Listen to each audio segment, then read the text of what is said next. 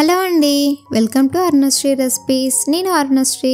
So friends, మన ఛానల్లో నేనైతే ఈరోజు సింపుల్ ప్రాసెస్లో మెంతి కూర ఫ్రైని ఎలా ప్రిపేర్ చేసుకోవాలో చేస్తున్నానండి. చాలా ఈజీ ప్రాసెస్. ఈ మెంతి కూర అయితే వేడి వేడి అన్నంలోకి అలాగే జొన్న రొట్టె చపాతీల్లోకి ద బెస్ట్ కాంబినేషన్ అండి. చాలా చాలా బాగుంటుంది, చాలా టేస్టీగా ఉంటుంది. చాలామంది మెంతి కూర ఒక్కటే ఇలా ఫ్రై చేస్తే కొంచెం చేదొస్తుంది అలా అని ఈ విధంగా చేయరు, పప్పుల్లో వాడతారు. అలా కాకుండా మనం ఇలా ఫ్రై చేస్తే చాలా చాలా బాగుంటుంది, చాలా టేస్టీగా ఉంటుంది. సింపుల్ ప్రాసెస్ ఎలా ప్రిపేర్ చేసుకోవాలో చూద్దామండి.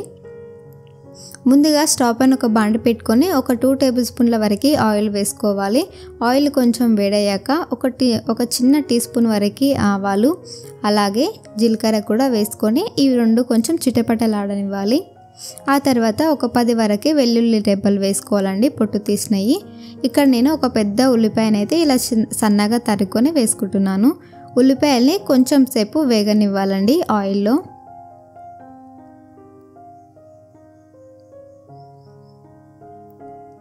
ఇలా ఉల్లిపాయలు వెల్లుల్లిపాయలు కొంచెము వేగిన తర్వాత మనము ఇప్పుడు ఇందులోకి కొంచెం అంతా పసుపు వేసుకోవాలండి.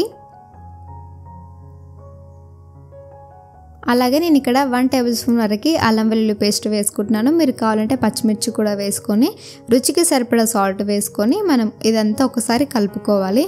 ఆనియన్స్ని బాగా వేగనివ్వాలండి.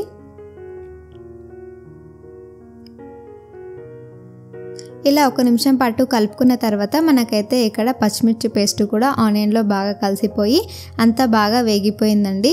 ఇప్పుడు ఇందులోకి నేనైతే ఇక్కడ ఒక 2 కట్టల మెంతాకండి శుభ్రంగా కడిగి సన్నగా తరుక్కోవాలండి. శుభ్రంగా కడుక్కున్న తర్వాత ఇలా తరుక్కొని మనం ఇందులో వేసేసుకోవాలి. నేను ఇక్కడ 2 కట్టెలే తీసుకున్నాను కాబట్టి తక్కువ మోతాదులో చేస్తున్నాను కర్రీ అయితే. ఇలా మూత పెట్టేసుకొని 1 నిమిషం పాటు వేయించుకుంటే ఆకు మెత్తబడిపోతుంది, మనకప్పుడు కలపడానికి ఈజీ అవుతుందండి. చాలామంది ఆకు వేయంగానే కలుపుతూ ఉంటారు, మనకి ఇబ్బంది అనిపిస్తుంది, సరిగ్గా కలవదు కదా. 10 సెకండ్లు ఆగితే ఆకంతా మెత్తబడిపోతుంది, మనకు చాలా ఈజీగా అనిపిస్తుంది కలపడానికి.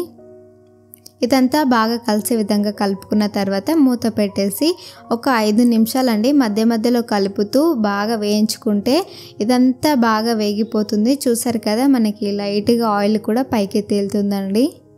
ఇలా ఆకుకూరలు ఒట్టిగా బాగా ఫ్రై చేసేటప్పుడు మనం టైం తీసుకొని నిదానంగా వేయించుకుంటూ చేస్తే టేస్ట్ చాలా చాలా బాగా వస్తాయండి. అప్పటికప్పుడు హడావిడిగా మంట హై ఫ్లేమ్లో పెట్టేస్తే అస్సలు టేస్ట్ రాదు. కాబట్టి మనం మంటని ఇలా మీడియం ఫ్లేమ్లో పెట్టుకొని నిదానంగా